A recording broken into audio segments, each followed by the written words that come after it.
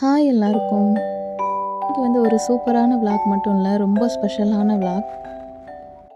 இன்னைக்கு டிசம்பர் 30 எங்கள் பாப்பாவோட பிறந்த நாள். என்னையோட 2 வயசு முடிஞ்சு 3 வயசு பிறக்குது பாப்பாவுக்கு. இன்றைக்கி மார்னிங் கொஞ்சம் சீக்கிரமாகவே எழுந்திரிச்சிட்டு காலையிலே விளக்கேற்றி சாமி கும்பிட்டுட்டு எப்பவும் போல் சமையல் வேலை எல்லாமே காலையிலே முடிச்சுட்டு கையோட கிச்சன் ஒர்க் எல்லாத்தையுமே முடிச்சிட்டேன்.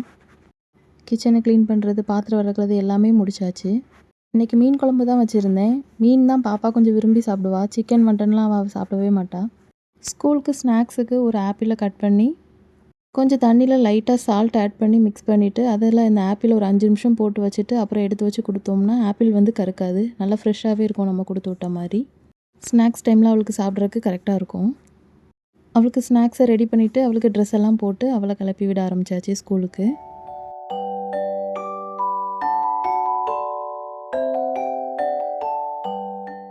பர்த்டே கேர்ள் அழகாக ரெடி ஆகிடுச்சு ஸ்கூலுக்கு. இந்த ட்ரெஸ்ஸு நான் ஊருக்கு போயிருந்தப்போ தீபாவளி பர்ச்சேசிங் அப்பா அம்மா கூட போயிருக்கும்போது இது கடையில் எடுத்தேன். ஏரலில் சின்ன திரையன்கோவில் எடுத்தோம்.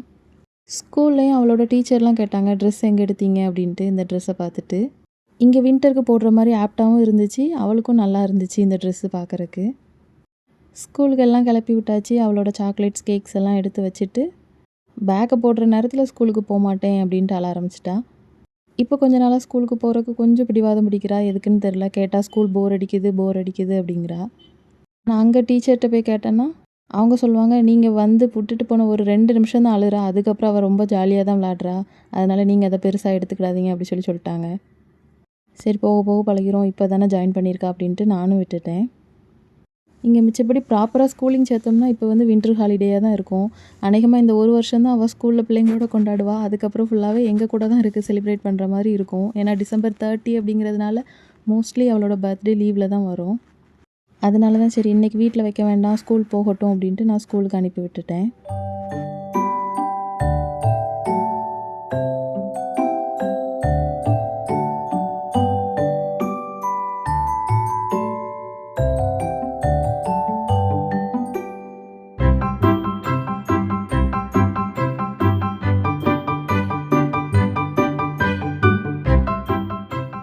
பாப்பா ஸ்கூல் போயிட்டு வந்தாச்சு. 12:30க்கு வருவா. வந்ததுமே தூங்க போட்டுருவேன். ஒரு 1 ஹவர் தூங்க போட்டுட்டு அதுக்கப்புறம் என்னை எழுப்பி தான் சாப்பாடே கொடுப்பேன். ஸ்கூலில் அவங்க டீச்சர் பர்த்டே சாங் பாடினது, சாக்லேட் டிஸ்ட்ரிபியூட் பண்ணதெல்லாம் வீடியோ எடுத்து அனுப்பியிருந்தாங்க. அவளும் வீட்டில் சொல்லி காமிச்சிட்டு இருந்தா. நான் இப்படி சாக்லேட் கொடுத்தேன், இப்படி சாக்லேட் கொடுத்தேன் அப்படின்ட்டு இமிட்டேட் பண்ணி காட்டிகிட்டே இருந்தா. அப்புறம் ஃப்ரெண்ட்ஸ் எல்லாம் பர்த்டே சாங் பாடினாங்கம்மா அப்படிலாம் சொல்லிட்டு இருந்தா. இப்போ நல்லா பேச ஆரம்பிச்சிட்டதுனால ஒவ்வொரு வார்த்தையும் பேசும்போது அழகாக இருக்கும் கேட்குறக்கு. பாப்பா தூங்கிட்டு இருக்கும்போதே கிஃப்ட்டை பேக் பண்ணிடலான்ட்டு திங்ஸ் எல்லாத்தையும் எடுத்து வச்சுட்டேன். இப்போ உள்ள பிள்ளைங்கள்லாம் யூடியூப்பில் பார்த்துட்டு அந்த பர்த்டே செலிப்ரேஷன்லாம் ஒவ்வொன்றும் தெளிவாக கேட்குறாங்க. அம்மா எனக்கு இப்படி வேணும், அம்மா எனக்கு அப்படி வேணும். எனக்குமே நானாக பர்த்டே அவ்வளோவா செலிப்ரேட் பண்ணது கிடையாது. ஏன்னா என்னோடய பர்த்டேயும் லீவில் தான் வரும் எப்போவுமே. எனக்கு ஸ்கூல் படிக்கும்போது அது ரொம்ப கஷ்டமாக இருக்கும், நம்ம பர்த்டே மட்டும் ஸ்கூலில் செலிப்ரேட் பண்ண முடியல அப்படி சொல்லிட்டு. நான் ரொம்ப சின்ன வயசில் எங்கள் வீட்டில் கேட்டிருக்கேன், என்னை மட்டும் எதுக்கு லீவில் பெற்றீங்க, என்னால் ஸ்கூலில் செலிப்ரேட் பண்ண முடியல என்னோடய பர்த்டேவை அப்படின்ட்டு. இதெல்லாம் பண்ணுறதுக்கு மெயின் ரீசன், ஊரில் செலிப்ரேட் பண்ணால் எப்படியும் அத்தை மாமா அப்பா அம்மா எல்லோரும் இருந்திருப்பாங்க, அவளுக்கு எல்லோரும் இருக்கிறதே ஒரு தனி ஹாப்பினஸ்ஸாக இருக்கும். ஆனால் இங்கே நாங்கள் 2 பேர் அப்படிங்கிறதுனால இந்த மாதிரி சின்ன சின்ன விஷயங்கள் அவளை இன்னும் சந்தோஷமாக வச்சுருக்கோம் அப்படின்ட்டு தான் நாங்கள் இதெல்லாம் பண்ணுறது. நம்ம ஈவினிங் ஹஸ்பண்ட் ஆஃபீஸ்லேருந்து வந்ததும் எல்லோரும் ஸ்நாக்ஸ் எல்லாம் சாப்பிட்டுட்டு டெக்கரேஷன் ஒர்க்லாம் ஸ்டார்ட் பண்ணியாச்சு. ஃபஸ்ட் பர்த்டே இந்த தீம்லாம் அப்படி எதுவும் வச்சு செலிப்ரேட் பண்ணலை. ஃபஸ்ட் இயர் பர்த்டே எங்களுக்கு பிடிச்ச மாதிரி நாங்கள் செலிப்ரேட் பண்ணணும். ட்ரெஸ்ஸு மட்டும் கோல்டன் கலர்னு டிசைட் பண்ணிட்டோம். அதுக்கப்புறம் டெக்கரேஷன் பண்ணுறவங்க பாப்பாவோட ஃப்ராக் என்ன கலர்னு கேட்டாங்க. இப்போ கோல்டன் கலர் அப்படி சொன்னோடனே அதுக்கேற்ற மாதிரி அவங்க ஒயிட்டு கோல்டு அந்த மாதிரி மிக்ஸ் பண்ணி டெக்கரேஷன் பண்ணாங்க. தீம் எல்லாம் வச்சு எதுவும் செலிப்ரேட் பண்ணலை. ஃபஸ்ட்டு பர்த்டேயோட கேக்கை தான் எங்களால் மறக்கவே முடியாது. எங்கேயுமே ஆர்டர் எடுக்கலை. எல்லா பேக்கரிலையும் கேட்டு பார்த்தோம், ஹோம் பேக்கர்ஸ் எல்லாத்தையும் கேட்டு பார்த்தோம். நியூ இயர் டைம் அப்படிங்கிறதுனால ஏற்கனவே ப்ரீ ஆர்டர்ஸ் நிறையா இருக்குது, அதனால் ஆர்டர் எடுக்க மாட்டோம் அப்படி சொல்லிட்டாங்க. எல்லாம் கிராண்டாக ரெடி பண்ணிவிட்டு இப்படி கேக்கு இப்படி சொதப்பிட்டோமே அப்படின்ட்டு யோசிச்சுட்டு இருக்கும்போது தான் கடைசியாக தங்கையா ஸ்வீட்ஸில் ஒரு செஃப் சரி பண்ணி தரேன் அப்படின்ட்டு கடைசியாக ஒத்துக்கிட்டாங்க. அதுவும் அவங்க ஃபஸ்ட் பர்த்டே அப்படிங்கிறதுனால தான் நான் பண்ணித்தரேன் அப்படின்ட்டு ஒத்துக்கிட்டாங்க. இல்லைனா நாங்கள் இந்த ஆர்டர் கண்டிப்பாக எடுக்க மாட்டோம், நீங்கள் பாப்பாவுக்கு ஃபஸ்ட் பர்த்டேன்னு சொல்கிறதுனால நாங்கள் உங்களுக்கு பண்ணித்தரோம் அப்படின்ட்டு கடைசி நேரத்தில் பண்ணி கொடுத்தாங்க. டிசைன்லாம் அதனால நாங்கள் பெருசாகவே சொல்லலை. ஒயிட் அண்ட் கோல்டு கலரில் இருந்தால் போதும், எப்படினாலும் நீங்கள் பண்ணிக்கோங்க அப்படின்ட்டு கொடுத்துட்டு வந்துட்டோம். செகண்ட் பர்த்டே ரொம்பவே ஸ்பெஷலாக இருந்துச்சு. ஏன்னா செகண்ட் பர்த்டே அப்போது என்னோடய காலேஜில் வந்து ரீயூனியன் வச்சுருந்தாங்க, யூஜி படிச்சிருந்த காலேஜில். கிட்டத்தட்ட 10 இயர்ஸ்க்கு அப்புறம் ஃப்ரெண்ட்ஸ் எல்லோரும் மீட் பண்ணதுனால ரொம்ப ஜாலியாக இருந்துச்சு அன்றைக்கி நாள். பாப்பாக்குமே அங்கே வந்து கேக்கெல்லாம் வெட்டி எல்லாம் செலிப்ரேட் பண்ணிவிட்டு ஈவினிங் அப்புறம் எங்கள் வீட்லேயும் ஒருக்கா செலிப்ரேட் பண்ணணும். அப்பா அம்மா எல்லோரும் வந்திருந்தாங்க எங்கள் வீட்டுக்கு. அத்தை மாமா அப்பா அம்மா எல்லோரும் சேர்ந்து நாங்கள் எல்லோரும் சேர்ந்து செலிப்ரேட் பண்ணணும். இப்போ தேர்ட் பர்த்டேக்கு நாங்கள் குவைத் வந்துவிட்டோம். நாங்கள் மட்டும்தான் இருக்கிறதுனால எங்களுக்கு நாங்களே செலிப்ரேட் பண்ணிக்கிட்டோம். நானும் ஹஸ்பண்டும் சேர்ந்து டெக்கரேஷன் எல்லாமே பண்ணி முடிச்சாச்சு. ஃபஸ்ட்டு ஸ்டார்ட் பண்ணுறப்போ பலூன் எல்லாம் ஒட்டவே இல்லை. அச்சச்சோ என்னாகும் அப்படின்ட்டு நினச்சோம். ஆனால் கடைசியாக ஒரு வழியாக எல்லாம் பண்ணி முடிச்சுட்டு பார்க்கும்போது ரொம்பவே அழகாக இருந்துச்சு. எங்கள் பாப்பா சொல்லிகிட்டே இருந்தா, சூப்பராக இருக்குது சூரி, சூப்பராக இருக்குது சூரி அப்படின்ட்டு நிமிஷத்துக்கு ஒருக்கா சொல்லிகிட்டே இருந்தா. எனக்கு அதுவே ரொம்ப ஹாப்பியாக இருந்துச்சு அவள் சொல்கிறத கேட்டு. ஃபைனலாக இப்படி தான் டெக்கரேட் பண்ணியிருந்தோம். இந்த டெக்கரேஷன் வேலையெல்லாம் முடிஞ்சதும் கேக்கு வேலையும் முடிச்சுட்டு நான் பாப்பாவை போய் ரெடி பண்ண ஆரம்பிச்சிட்டேன்.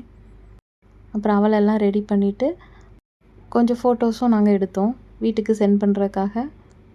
இப்போல்லாம் நம்ம இப்படி நில்லு அப்படி நில்லுலாம் சொல்ல வேண்டாம், அவளே அது பாட்டுக்கு நின்று போஸ்லாம் அழகாக கொடுப்பாங்க மேடம். ஃபைனலி கேக் கட் பண்ண வந்தாச்சு. கரெக்டாக டைமே 7:15 கிட்ட ஆகிட்டு நாங்கள் இதெல்லாம் முடித்து கேக் கட் பண்ணும்போது. என் பொண்ணு பிறந்ததும் நைட்டு தான் பிறந்தா, 7:18க்கு பிறந்தா.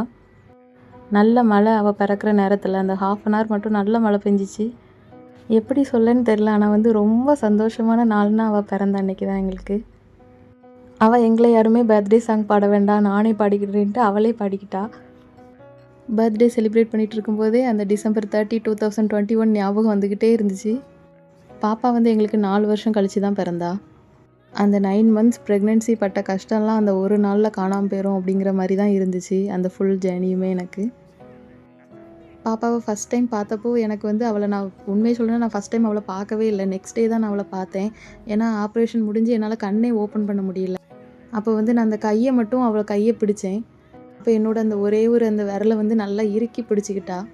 எனக்கு வந்து கண்ணை திறந்து அவள் முகத்தை பார்க்க முடியலனாலும் அந்த அவள் இறுக்கி பிடிச்ச அந்த ஃபீலிங் வந்து இன்னுமே அப்படியே மனசுக்குள்ளே அப்படியே செரிஷ் பண்ணிகிட்டே இருப்பேன் அடிக்கடி யோசித்து. நாங்கள் இந்த மாதிரி செலிப்ரேட் பண்ணுறது பாப்பா ஹாப்பியாக இருக்கணும் அப்படிங்கிற ஒரு விஷயத்தையும் தாண்டி வந்து அவள் எங்களுக்கு ரொம்ப ஸ்பெஷல்னு சொல்கிறத விட அவள் வந்து நிஜமாகவே ஒரு பிளெஸ்ஸிங் தான் எங்களுக்கு. அதனால தான் அவள் பர்த்டே வந்து நாங்கள் ரொம்பவே ஸ்பெஷல் டேவாக நினைப்போம். லாஸ்ட்டாக கேக்கெலாம் கட் பண்ணிவிட்டு எல்லாேருக்கும் ஊட்டி விட்டுட்டு பாப்பாவுக்கு கொஞ்சம் சளி அப்படிங்கிறதுனால நான் கொஞ்சம் நாளாக இனிப்பே கொடுக்காம வச்சுருந்தேன். அவள் கேக் ரொம்ப நாள் கழித்து சாப்பிட்ட உடனே இன்னுமே வேணும் அப்படின்ட்டு கேட்டுட்ருந்தா. அப்புறமா அவளுக்கு வாங்கி வச்சுருந்த கிஃப்ட்ஸ் எல்லாம் கொடுத்தோம். நைட்டு டின்னர் வந்து வெளியே ஆர்டர் பண்ணாச்சு. பாப்பாவுக்கு வீட்டிலேயே தோசை சுட்டு கொடுத்துட்டோம். இந்த தந்தூரி பிளாட்டர் ஆர்டர் பண்ணியிருந்தாங்க. இது கூட ஃப்ரெஞ்ச் ஃப்ரைஸும் வரும், அதையும் பாப்பா சாப்பிட்டுக்கிட்டா. லாஸ்ட்டாக செலிப்ரேஷன்லாம் முடிஞ்சு சாப்பிட்டுட்டு பாப்பா இங்கெல்லாம் எடுத்து விளாட ஆரம்பித்தாச்சு. எல்லா அனிமல்ஸையும் வச்சு ஹைட் அண்ட் சீக் விளாண்டுக்கிட்டு இருந்தா. எல்லாத்தையும் கொண்டு போய் அங்கங்கே ஒளிச்சு வச்சுட்டு அதுக்கப்புறம் அவளே தேடி போய் கண்டுபிடிப்பா அப்படி விளாண்டுட்டு இருந்தா. கிட்டலாம் உட்காந்து அடுத்த நாள் தான் ஸ்கூல் போயிட்டு வந்து மத்தியானம் உட்காந்து பிரித்து பார்த்துட்டு இருந்தா. எல்லா அனிமல்ஸ் டெக்கரேட் பண்ணி வச்சிருக்கப்பவே அதை எடுத்துக்கிட்டுமான்னு கேட்டுகிட்டே இருந்தா. சர்ச் பண்ணுங்க அனிமல்ஸ் எல்லாம்.